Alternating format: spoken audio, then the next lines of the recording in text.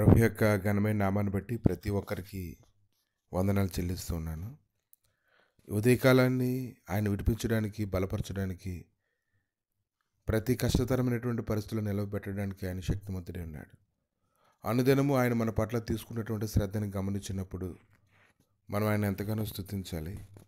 ముఖ్యంగా సామెతలు 20:11 బాలుడు సైతము తన ప్రవర్తన శుద్ధమైనదో కాదో మరియు సరి అయినదో కాదో తన చేష్టల వల్ల తెలియపరచును. కనుక ఈ యొక్క మన యొక్క ప్రవర్తన ఎలా ఉందో, అది సరిగా ఉందో లేదో మనం చేస్తున్నటువంటి పనులను బట్టి మనకు ఖచ్చితంగా మనకు తెలిసిపోతూ ఉంటుంది. బాలుడైన సమూయేలు గురించి కానీ ఆలోచన చేసినట్లయితే అతడు దేవుడి దయలో, పెద్దల దయలో, ఇంకా అన్ని విషయాలు అతడు వర్ధిల్లడాన్ని మనం చూస్తున్నాము. అతడు చిన్నతనం నుంచే దేవుడిని ఆరాధించడంలో, తనను తను పరిశీలన చేసుకోవడంలో, ప్రభు నడిపింపులో అతడు తన బ్రతుకుదిన కాలంలన్నింటిలో కూడా దేవుని ఎంతగానో సేవించడాన్ని మనం చూస్తున్నాం. ఈరోజు ఆయన సేవించేటువంటి ప్రతి ఒక్కరూ కూడా నిష్కపటమైన మనసు కలిగి ఉండాలని, యథార్థమైనటువంటి మనసుతో ఆయన వెంబడించాలని ఆయన కోరుకుంటూ ఉన్నారు. యథార్థమైన మనసుతో వెంబడిస్తూ ఉన్నప్పుడు మరి కలుగుతున్నటువంటి శోధనల గురించి మనం ఏం చెప్తాం? 1 కొరింథీయులకు రాసినటువంటి పత్రిక 10:13 సాధారణంగా మనుషులకు కలుగు శోధన తప్ప మరి ఏది మీకు సంభవింపలేదు. దేవుడు నమ్మదగినవాడు, మీరు సహింపగలిగినంత కంటే ఎక్కువగా ఆయన మిమ్మల్ని శోధింపబడనీయుడు. అంతేకాదు, సహింపగలుగుటకు ఆయన శోధనతో కూడా తప్పించుకునే మార్గమును కలుగజేయను. కనుక ఈరోజు ప్రతి విషయంలోనూ ఆయన విడిపించడానికి ఆయన ఎంతో కృప చూపువాడే ఉన్నాడు. ఈ మార్గంలో ఎంతో దుఃఖముఖులైనటువంటి 2 వ్యక్తుల విషయంలో అతను ఎంతో కృప దయచేశాడు. వారితో ఆయన ఎన్నో సంగతులు మాట్లాడాడు.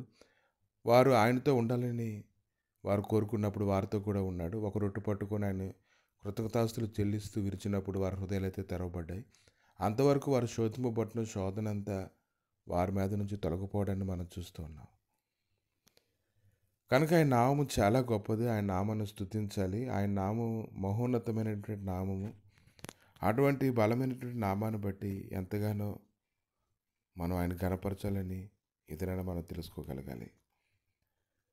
కనుక నీ యొక్క విశ్వాసం ఎలాగుందో, వ్యక్తిగతంగా నీ యొక్క విశ్వాసంలో నీ యొక్క నిరీక్షణ, నువ్వు కొనసాగింపు సమస్తానికి నువ్వు పరిశీలన చేసుకున్నట్లయితే ఆయనతో అన్యోన్యమైనటువంటి సహవాసం కలిగి ఉండడానికి నువ్వు సిద్ధపడాలి. సేవకుడిని హెచ్చరిస్తూ ఉన్నప్పుడు, గద్దించేటప్పుడు, ఖండించేటప్పుడు, అనేక విషయాల్లోని నేను నీతికరమైనటువంటి మహిమకరంగా తయారు చేస్తూ ఉన్నప్పుడు దాని గురించి నిజంగా నువ్వెంత ఆసక్తి కలిగి ఉండాలి.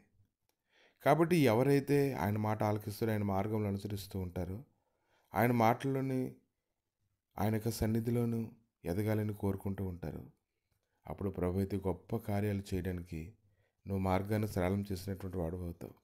ప్రభు అయినటువంటి యేసుక్రీస్తు అయితే చిన్న వయసులోనే దేవాలయంలో బాతుకుల మధ్య కూర్చుని వారి మాటలు ఆలకిస్తూ ఆయన ప్రశ్నలు అడుగుతూ ఉన్నప్పుడు వారు ఎంతగానో ఆశ్చర్యపోతూ ఉన్నారు.